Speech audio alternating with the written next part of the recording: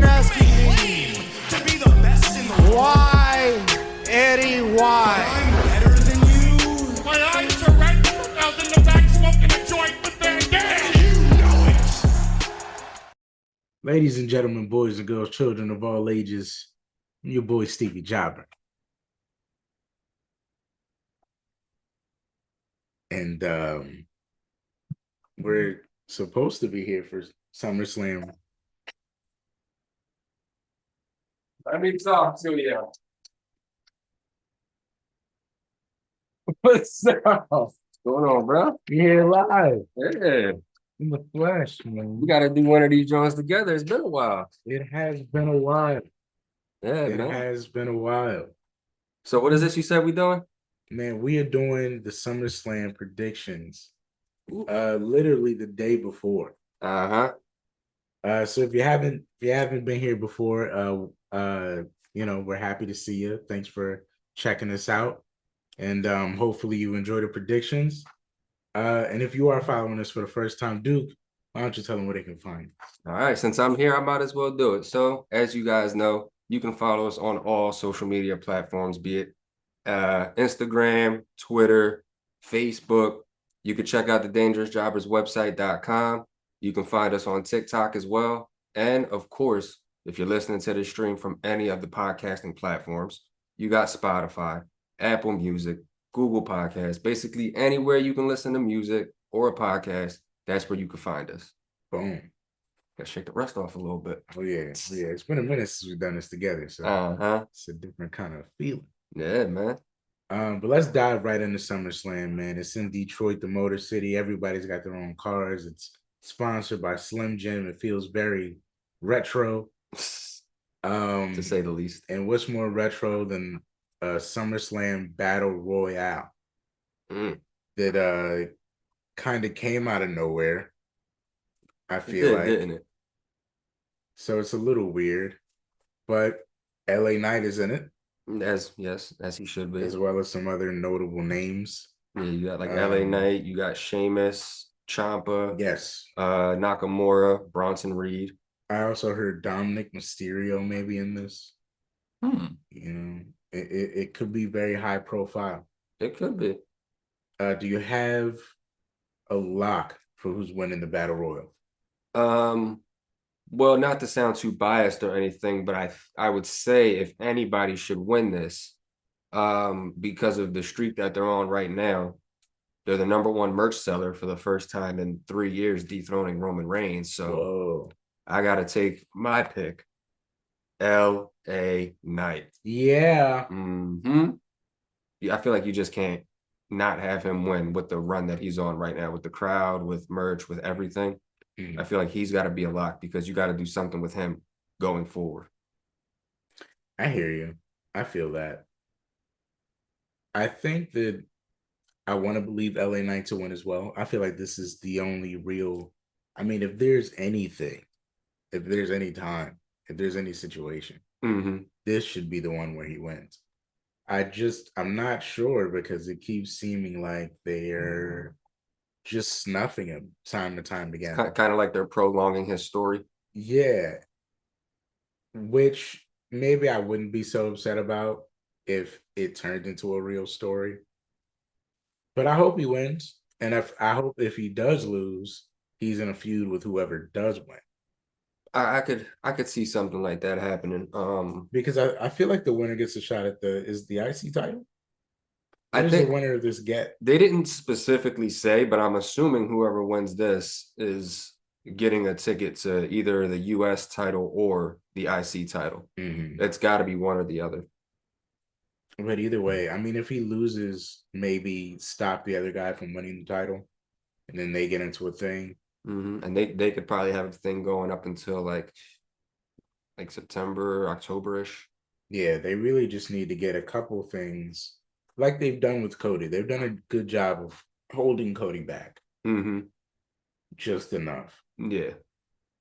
So if they can do that with LA Knight until about the Rumble, and then maybe have him win the Rumble. Could be. I mean, top merch seller, put a little faith in him, get some good wins, but no title yet. He goes into the Rumble feeling like, Got that chip on his shoulder. and now the people are behind him. The winds are behind him. Mm-hmm. At that point, you kind of just can't. Anything could happen. You can't deny it. All right.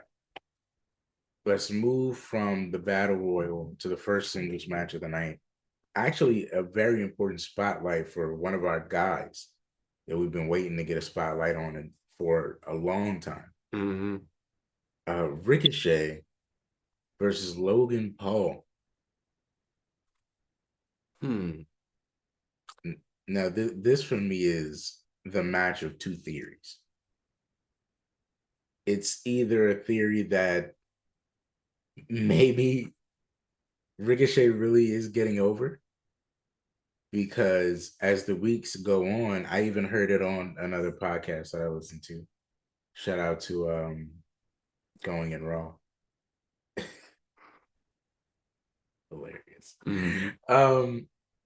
Even they said, the story writing wise, is kind of painted in a way where Ricochet should probably win this.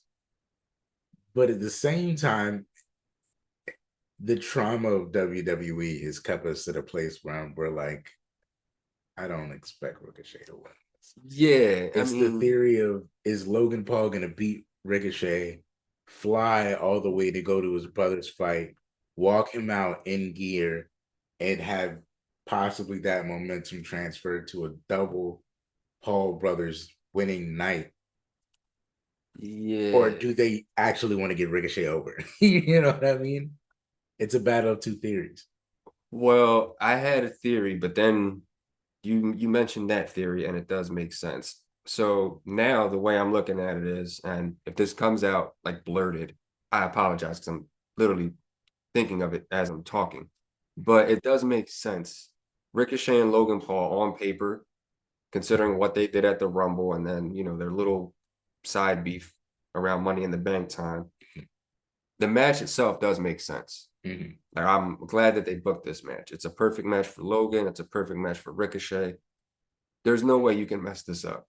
And then on top of that, like you just said, Jake is fighting as well on Saturday. Mm-hmm. So I could potentially see this as the opener now. Like, I think because of what you just said, he could go fly to his brother's fight, walk him out in gear. I think it's going to be the opener. And when I first heard that was the theory, that's what he was going to try to pull off, I was like, oh yeah, he must be opening. Yeah, but so it very well could be the opener. And I just hope that doesn't make the Battle Royal the bathroom break match or the opener. I mean, not the opener, but like the pre-show. I hope that doesn't. No, I don't see that being a pre-show. I feel like at all. If LA Knight is in it, it should be main card. I would say make that the second to last match, because the length of the Battle Royal doesn't really matter to anybody else. Yeah. As long as LA Knight wins. Mm-hmm. So you can cut some stuff here and there and get all the really good matches in. That way the women get time, because apparently there's a big uproar in the women's room. And the Battle Royal can just kind of be a spot where everybody gets a lick off and LA Knight comes out on top.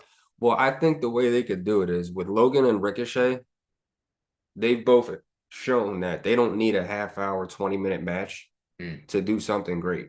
I honestly don't have that match going long. I think it's probably going to go maybe 13 minutes. 13. I think 13's a good number. You give them 12 minutes. Style. You give them 12 minutes, I think they'll be fine. And it's going to be high-paced. It's going to be fast. It's going to be good. It's going to be a slowdown point, because Logan's only has strength over Ricochet. So at some point, it's going to slow down to give Logan a break, because I'm sure he's going to blow up being in there with Ricochet. Mm-hmm. But I think Logan wins. But I think they put a good 13-minute together, and I think Ricochet looks like he's $1 million, and then Logan hits him with that one lucky shot. Mm-hmm. And we're crushed, and he goes out on top, getting booed right into the other Paul brother fight. Yep. Hops on a plane real quick, flies to Jake's fight, walks Jake out fully in gear off of a victory. But I do believe that this is Ricochet's this is his golden opportunity, so to speak. And it's This weird is because it's Logan Paul. this is his Damien and Bad Bunny. Yeah. You make this work, you show us you can be this guy on this level. Mm-hmm. We can do some things now. Granted, he will be a little bit behind the 8 ball because Absolutely. he'll be far more because he came in with so much momentum, and they just have never given him even a world title snip, not even in NXT, because he went right to being North American champion. Yeah. So he's just never broken that main character ceiling. Yeah. So he's definitely behind the 8 ball, because now you've been everything everyone said you've been this long. Mm-hmm. Now this is your one shot. You got to show it. All you got to do is prove who you are, who they say you are, and this that you can pretty much carry a dance part, like you can carry your dance partner in the ring, so to speak, and a match that the people organically want to see. Yeah. So I hope he does really well. Mm-hmm. I hope to see a really good match. I'm right there with you. Man, my dad said to me, am I excited about the card? Mm-hmm. And he was like, I'm not really excited about it. And I said to him, I was like, I'm not super excited about it, but at the same time, it's because I'm no longer worried. Like, I know they're doing what they're supposed to do. So it's no longer, oh, they're doing this wrong, they're doing this wrong, they're doing this wrong. So now I'm shaping up the card, trying to see how it is. I told him, I'm not super excited, but I know when I sit down and look at the card, yeah, I'm going to go, oh, there's some good stuff on here. Mm-hmm. And that's exactly what's happening. Yeah. Speaking of which, Ronda Rousey, and what may be her last match for a while, again. Again. Emphasis on again. Or permanently, who knows? Won't be mad either way. Ronda Rousey, one-on-one with Shayna Baszler. And an MMA rules match. Now, again, this is the tale of two theories. So, for me, the first theory is Ronda's really always been here because of Shayna. I mean, they literally told the story in the promo package. Everything Shayna's done, everything Ronda's done, Shayna's done first. And Ronda's just ascended quicker. Yeah. But Shayna's always put in the work. Shayna's always been there first. Shayna's always been a little better, in some people's opinion, mine. And this is her world. Yeah. So Ronda really only being here because of Shayna, I would expect in this theory that the only reasonable outcome is Shayna Baszler winning. Because it just makes sense. This is the ultimate reason we're here, is to put Shayna over. That was the 4 horsewomen. That was the vehicle. Yes, Ronda's going to be Ronda, but Shayna is the reason we're here. The entire goal is to put Shayna over. So if this is your last match, you should put Shayna over. But there's another theory that says there's a merger currently happening. Ronda could be considering going back to mixed martial arts. And this could be a launch pad for her to get back into that. In which case, she would probably be going over, which crushes Shayna. And I don't think we're going to have 2 star-making losses in the same night. So it's kind of a place for me where I don't expect Shayna's to feel like Ricochet's going to feel if they both have that situation. I feel like one needs to win. And if I could put my heart into it, I'd say it should be Shayna. But what are your thoughts? What theory are you going with? Okay, so I agree with pretty much everything you just said. I think that this is definitely another star-making match, as you just said. By the way, shout out to whoever put that video package together of the story. Just like top notch editing, storytelling, everything. And then Rhonda, for as terrible of an actress that she is in wrestling, not in movies, just in wrestling, sold that story very well. And Shayna, you could actually like it kind of like blurred the line for Shayna. Like you couldn't tell if it was real or if it was like just acting. It was like right on the money. But I think, like you said, if this is her last match for a while, if she wants to go back to UFC, there's no other option. You have to put Shayna over because this is, again, the star-defining moment. Everything Ronda's done, Shayna did first, and then Ronda just ascended quicker. Ronda got the world title opportunities. Ronda got the main event, WrestleMania. Ronda's been in numerous title matches with, the likes of like Alexa Bliss, Bayley, Liv Morgan. Shayna doesn't really have that aspect to her. Shayna's success was NXT. Mm-hmm. So I think it's due time that you need to add somebody else to the title scene who hasn't been there already. Mm-hmm. That's the one feather in Shayna's cap that's not there. She hasn't been in a world title scene on Raw or SmackDown. Mm-hmm. So I I think with that being said, this is the perfect time if Ronda's on her way out, even if she's not, this is where you got to like build Shayna. And it's time to build Shayna. It is literally the perfect time, the perfect story. And I was gonna say it blurred the line so perfectly because I remember Shayna coming back in the Triple H era, the very start of the Triple H era, setting the tone with the leather jean jacket and going, "That's my dad." Yeah, like she went full hunter. Casey, I'm up. It's for God. Mm-hmm. I'm number one. Yeah. So I feel like Triple H at the wheel. This should go to Shayna. Yeah. And I feel like the blurred lines thing means a lot because story-wise, Triple H has done this with Shawn. Mm-hmm. That's what it feels like. Yeah. Feels like Shayna's Hunter, but she's not there yet. It's an angrier Hunter because it's a Hunter that didn't get to make it yet. Yeah.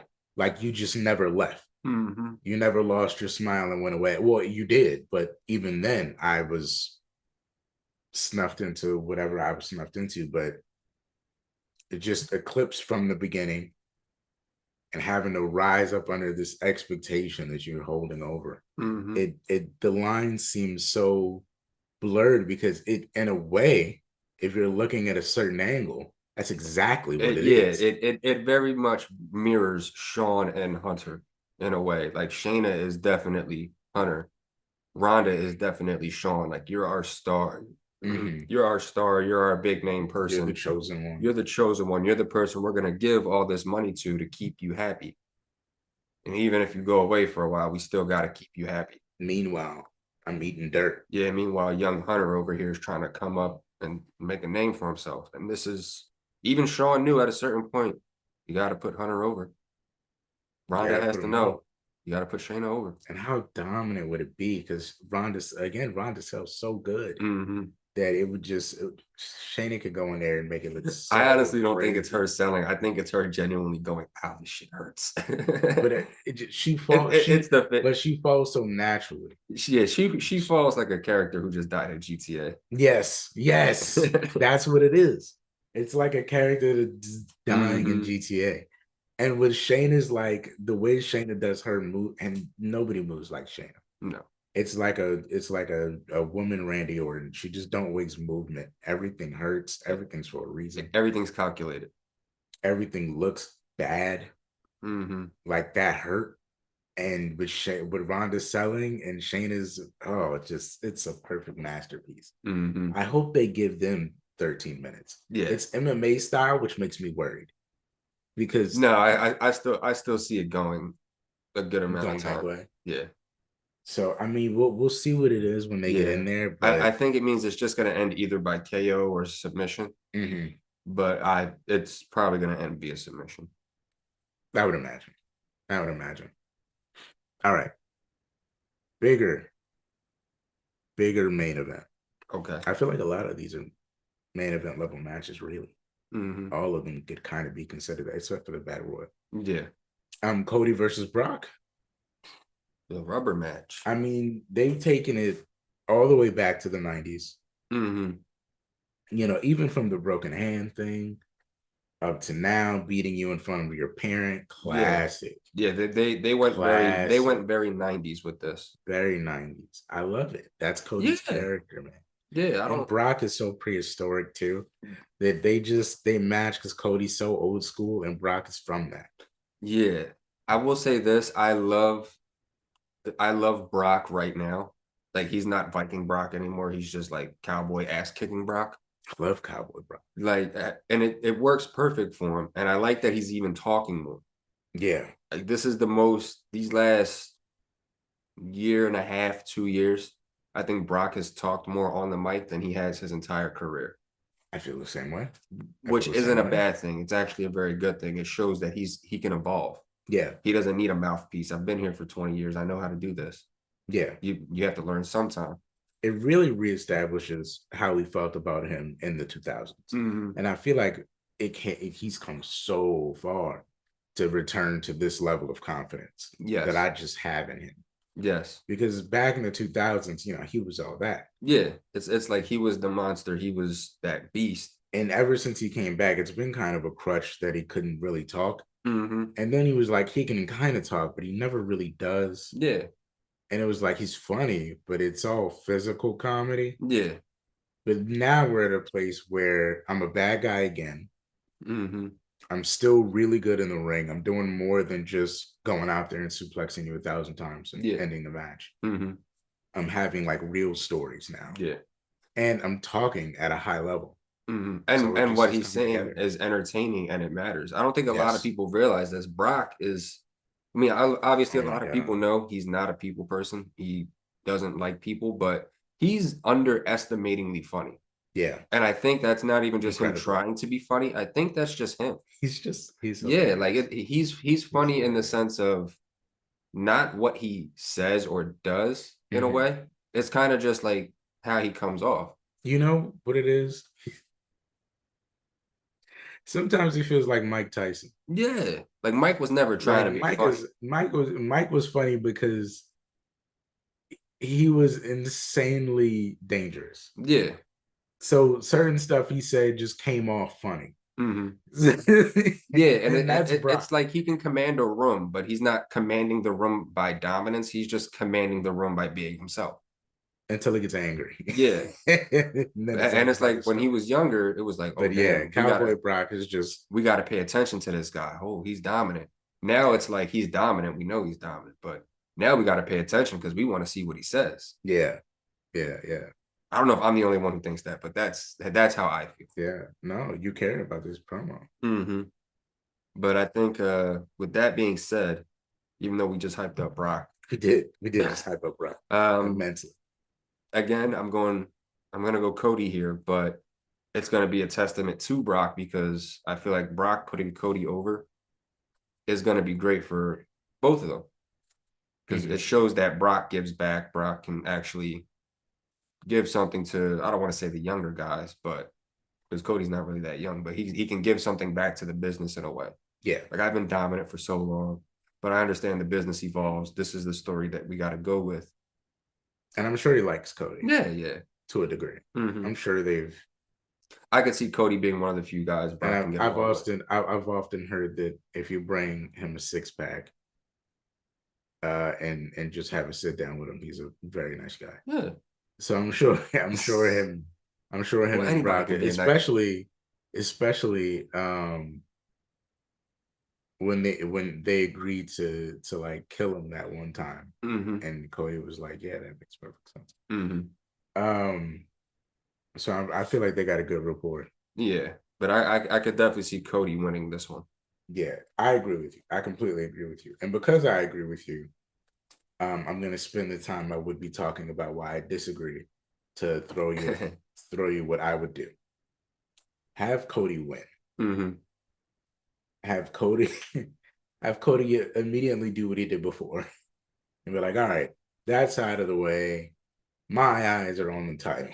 Mm-hmm. First opportunity, let him run into Bray Wyatt. But because I'm doing it, let's just peel back the layers here Mm-hmm.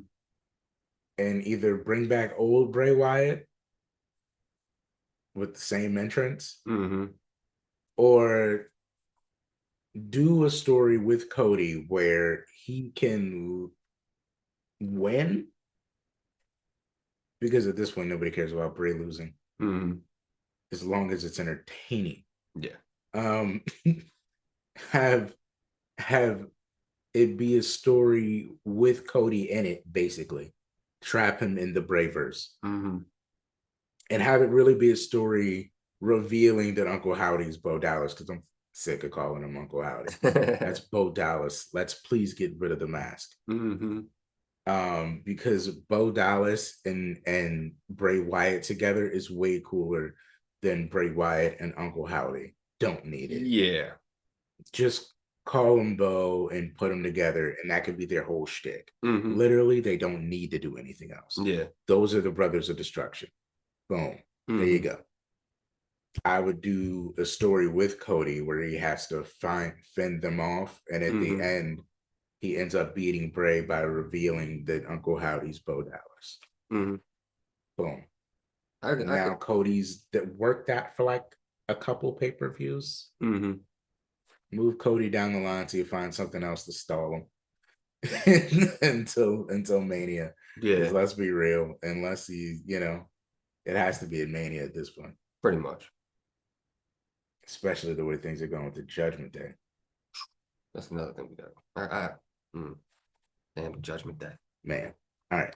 So moving on, before we get to the Judgment Day stuff, which ironically enough, they're only on one match on this card, which is crazy. But we'll get to it. As far as we know. The Intercontinental Championship. Gunther versus Drew McIntyre. I'm just going to leave it to you. Is it bad that this is the match I care about the least? Absolutely. It's nobody cares. I mean, it's Gunther, obviously, so we have to be. Yeah, I'm gonna watch. And yeah, it's gonna be a slugfest. I feel like this match is only happening because McIntyre complained. You think McIntyre complained to somebody? Well, no, he did.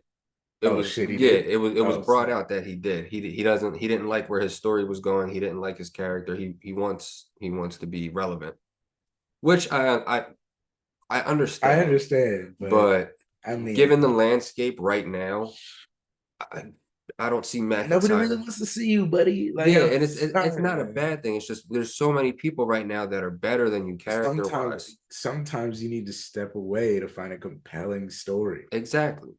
You know what I'm saying? I understand wanting to go away or not liking your story, so just going off of TV, but maybe don't come back until you have something good.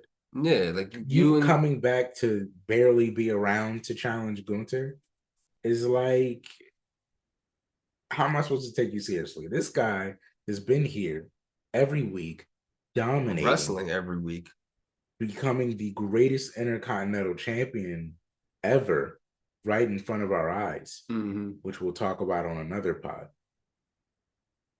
And we're supposed to just come back and care about you because you're Drew McIntyre. I'm sick of it. I'm sick of that being your shtick. Yeah. Because you did it when you were with Sheamus and the Brawling Brutes. You just hung on their coattails and was like, I'm Drew and my friend is Sheamus. That's no character. What is that? And then I'm sick of Drew as like you need to go away. I need to miss you. You need to find something really good to come back to. I wish that Karrion Kross thing worked out differently and they took him serious instead of making Kross a jobber. Because that would have been the last relevant thing you did. Yeah. Honestly, I think the last important thing he did was Mania, the triple threat. Yeah, but I didn't even want him to be in that. Yeah, no, I'd have been much happier with just Sheamus. I wanted it to be just Sheamus because I thought even then, like I said, you were just hanging on the Brawling Brutes coattails. Yeah, they were over. You were just there. Yeah. I don't have much to say about this He match. needs a heel turn. That's what he needs. He needs something. I don't have much to say about this match, so I'm just gonna pick my winner. I'm gonna go Gunther. The reign's not over. He's not stopping. We're gonna keep this ball rolling. Don't use the man, you know. He's a legendary Intercontinental Champion. In his first reign. And in his first reign. And the work Triple H is doing in this current era is clearly all about breaking records and shutting up the haters. Yeah. This is his hater year. Yeah, establishing the new era. This is his Cardi B versus Nicki Minaj year. Yeah, this is where he's establishing a new era. Yeah. He's gonna stomp all over those old itty bitty records. Mm-hmm. I'm gonna make people left and right. I'm gonna create a new wave in wrestling. And I'm gonna prove that AEW is a secondary company. And y'all should have gave this joint to me from the rip. Mm-hmm. And I'm here for it. Me too. I'm absolutely here for it. So my pick is Gunther. My pick is Gunther this time and next time and the time after that. And maybe even the time after that, depending on, because he'll have broken the record by then. Yeah. But he's gonna hold it till he breaks the record. He's gonna hold it till the pay-per-view after that, just in case you thought this was about the record. And then maybe he'll lose it. Maybe. If you have anybody on his level. Maybe. It could happen. You never know. All right, moving on. He's a legendary, man. I'm sorry. Oh, there's a women's match. There's a triple threat for the WWE Women's Championship between Bianca Belair, Asuka, and Queen Charlotte Flair. I take that back. There's another match on this card I don't really care about. I don't know. At this point, we're just like grabbing straws. So I don't see Asuka losing this early. Bianca just came off of a long run with the title. Charlotte has hit a point in her career where she doesn't need the title. The title needs her. So if anybody was going to win this that wasn't a champion, it's Charlotte. Yes, Charlotte has hit a point where a title on her is nice, but she doesn't need a title. And I know it's surprising coming from me, but I still see Asuka winning this. I think it's too early in her title run. I think in a dark horse spot, we could see Io teasing a cash in, because for some reason she only wants to tease cash ins on this group, because nobody wants to go around Rhea. But yeah, I definitely see Asuka winning this match. I'm gonna go Asuka. Oh shit, my bad. You're good. Man, up until you mentioned Io, I had it in the bag that Charlotte was winning this match. Which I wouldn't be mad. Because let's face it, she's gonna break the record. I can see that. So I start to feel like at any given moment, because she's on number 14, she's like 3 away. Yeah. So, and she's in the prime of her life, which somehow is better than the other primes of her life. Oh my goodness. So get that right person in your life, man, and revitalizes something. It really does. It really does. So I feel like at any moment she could just become champion. Oh yeah, that's just how I feel about she definitely Charlotte could. Flair. And now that she's really carrying that energy, I'm so here for it, because now I believe it. I don't have to look at the booking anymore. I can see it all on you. You know, like at any given moment, I could be champion again. Yeah. I'm just that good. I'm the greatest. I am literally the greatest. I am a walking, living legend. Yeah, that's no question. So I don't know. I don't bet against Charlotte a lot, but I do think if Io's gonna cash in, either she cashes in to make it a fatal 4-way, or she cashes it in immediately after Asuka wins. Yeah. And we have our Japanese dream match. But I think if Io's cashing it in to have a rival with whoever the champ becomes, it has to be Asuka. Yeah. Because that's just that. And again, as Triple H is stomping all over these records, this would be a prime opportunity to step on a little more of the haters. They keep saying, "Oh, these Japanese talents will never work." All right, Boom. I'm about to blow you away First with a ever, Japanese, first ever full Japanese Japanese versus Japanese championship match Mhm. in the WWE. And we're gonna give them 20 minutes, and they're gonna kill it. I'm gonna love every minute of it. I'm here for it. I think that's what needs to happen. So honestly, if that is the outcome, that's what I want. But if Io's not cashing in, Mm-hmm. I prefer Charlotte win. Just because Understood. I just love Charlotte. You have your bias. She just I wins. Get it. I get it. A lot. You know, Bianca doesn't need the belt for a while. And I like Asuka, but her character hasn't exactly tuned up to the place they've put her at. It hasn't stuck all the way. And Charlotte's the only one that just feels like she should be champion. I get it. I mean, she just got a different type of energy. She is the opportunity. Mm-hmm. Like, just her being in the match is like, well, she should win because she's Charlotte. It just, I mean, it makes sense to me. But again, You like know I what I'm said, saying? she's hit a point where she doesn't need a belt. A belt needs her. Yeah, and anybody that's heard me talk about John Cena is looking at me like a hypocrite right now. I mean, come on. It just, come on. Mm-hmm. I get it. She just, you know, it's all over. Speaking of winning being all over people, the World Heavyweight Championship fight. Okay. Seth Rollins, Mm-hmm. Finn Balor. Now, is this a story of see, this is crazy. Again, we're running into the story of two theories. First theory is the easy one. Seth Rollins is the World Heavyweight Champion.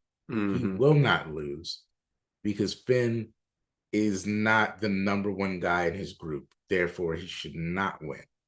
And either this is an opportunity to again trick him so that Damian can cash in, or this is them really staying out of it, giving Finn and Seth the spotlight they needed, but still putting Seth over.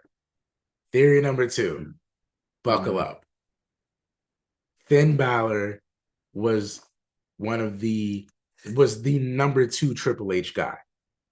And in a lot of ways was the better NXT champion. Mm-hmm. And when he came up to the main roster, he was snubbed of the opportunity of the lifetime being Triple H's chosen boy.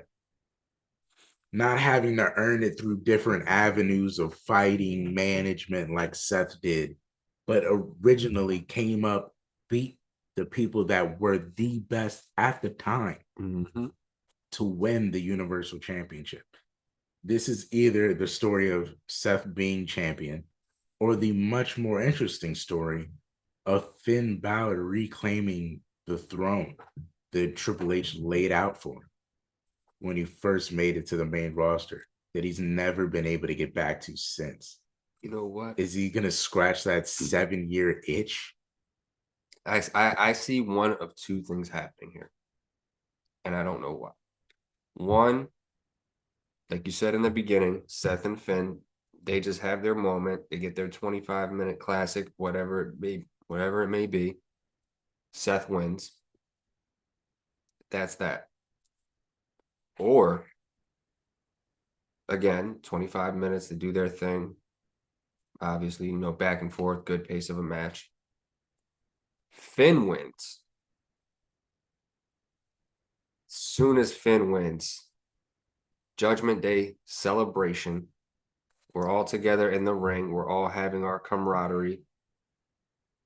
Everybody in Judgment Day is holding something. You got Dirty Dom with the North American title, Rhea with the women's title, Priest with his Money in the Bank briefcase, Finn with the world title. We're untouchable. We're the it group of Monday Night Raw.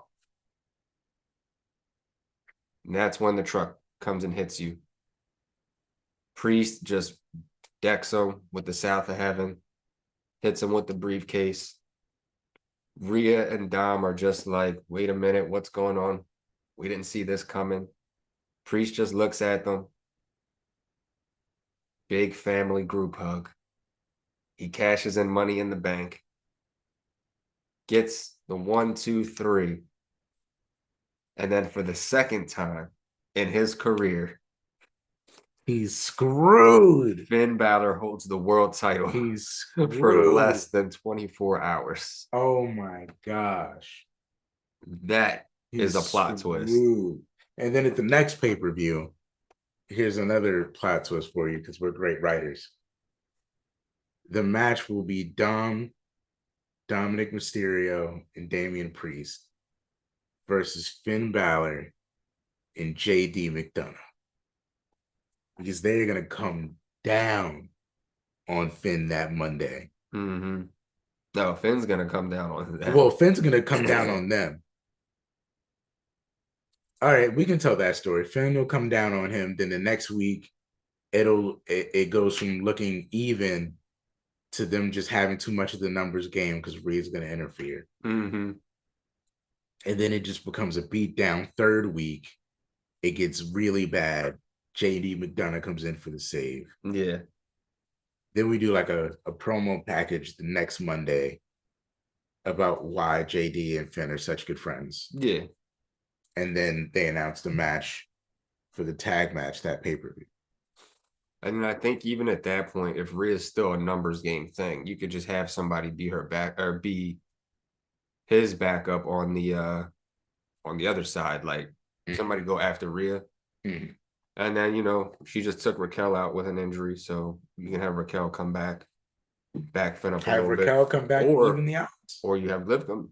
Or have Liv come Liv, back. one or the other, either one. Attack her out of the crowd, man. Pretty much.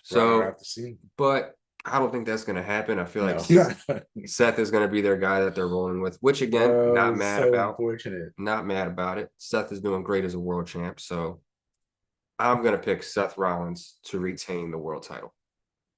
I hate that, man. I hate that. I really want Finn to win. So do I. So do I.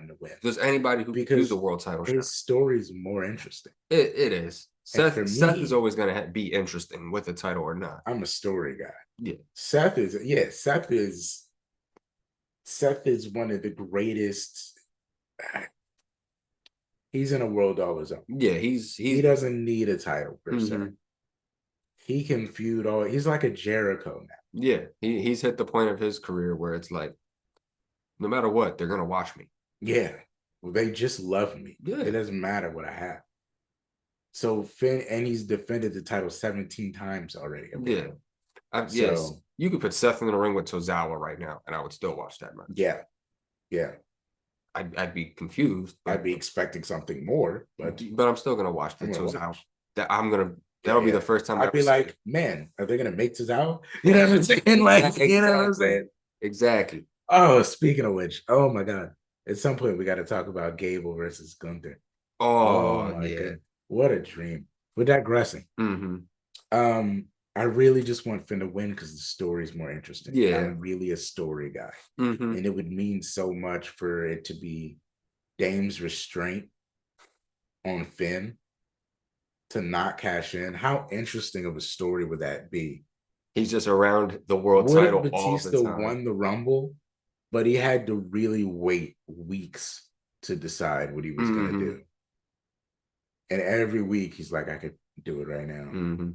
I could do it right now. The world champ's always next to me. It's always easy. Yeah. It's always easy. It's such a better story. But again, yeah, they're probably going to go with Seth. Mm-hmm. Heartbreaking. Just heartbreaking. Speaking of heartbreaking. I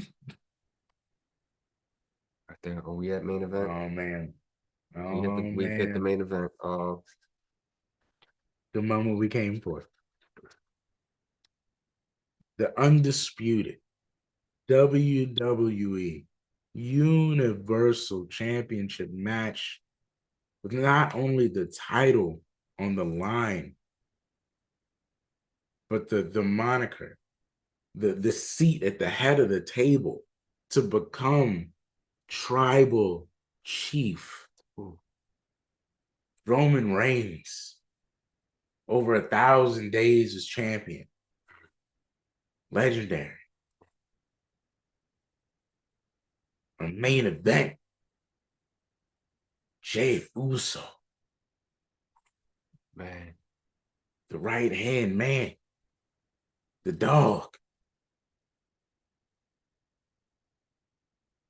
I want to say this. I could talk about this story forever and ever. Definitely, it's been one of the greatest stories of the last 20 years. We are truly in a blessed era when it comes to storytelling. Hasn't always been the case. There's been some rocky roads along the way. As Dusty would say, there's been some hard times. But I'm with Jay. I know there's some people that are still with the tribal chief. They're still with Roman. But like we've said multiple times on this pod, it's been Jay all along. It's been Jay. He's the one. So he's the one. Just to keep it short, keep it sweet, I'm going with my tribal chief, main event, Jey Uso. Got to. Yo, so this is crazy, right? Mm-hmm. I'm on your side. Right. I'm 110% Jey Uso. Mm-hmm. It's Jay. Yeah. It's Jay. Like, it's Jay with confidence. Mm-hmm. It's a Jay that's unafraid. It's a Jay that gotta get you. The elders are behind him. Mm-hmm.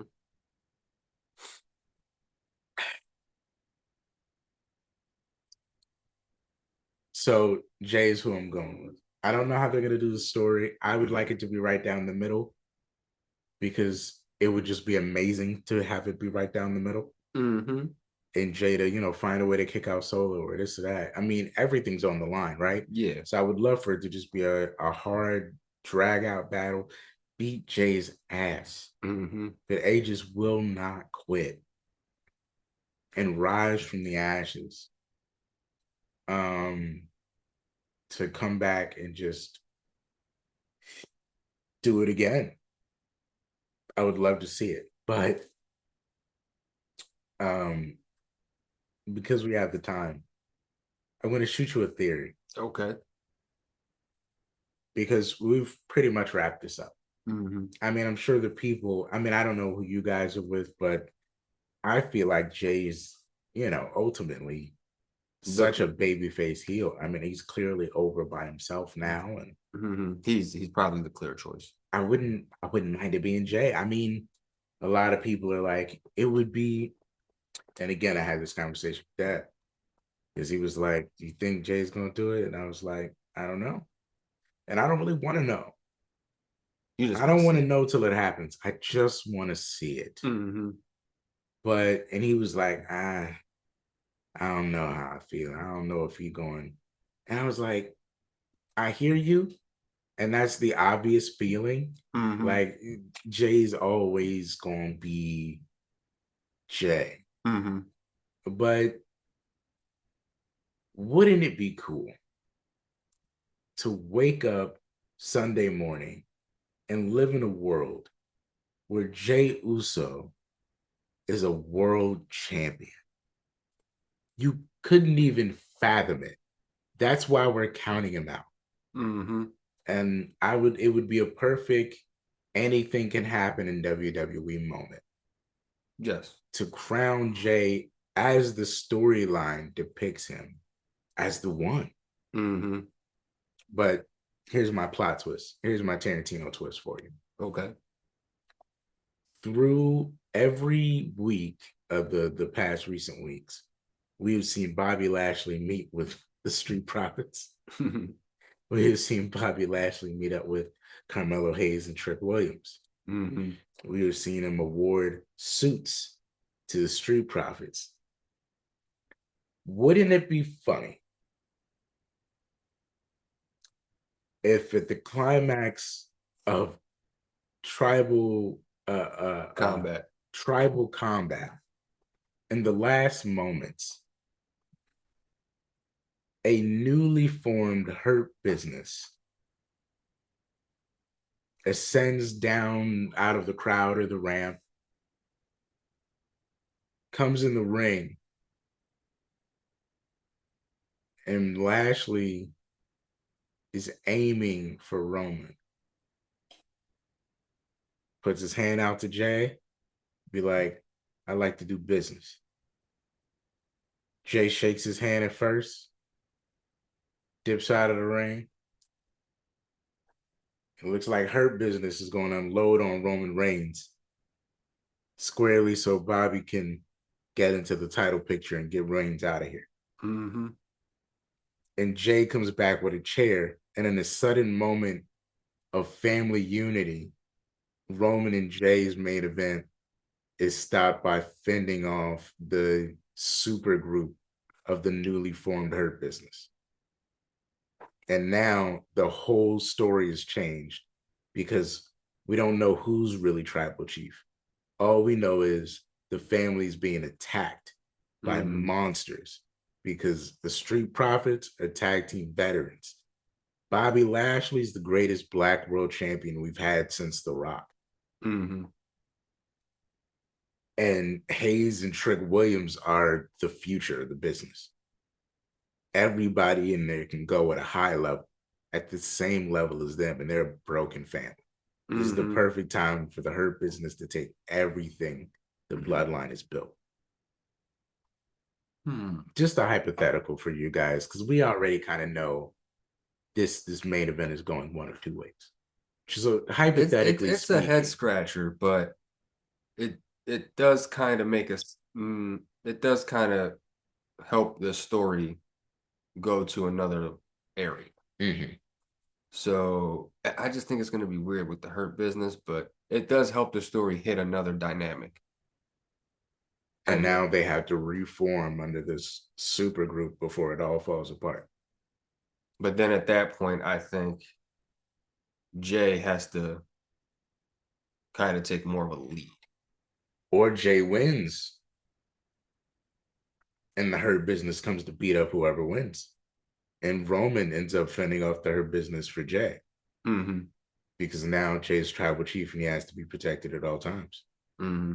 Oh my God. Imagine Roman being his wise man. Or, yeah, I was going to say, it could be one of those, you and me are going to beat the hell out of each other.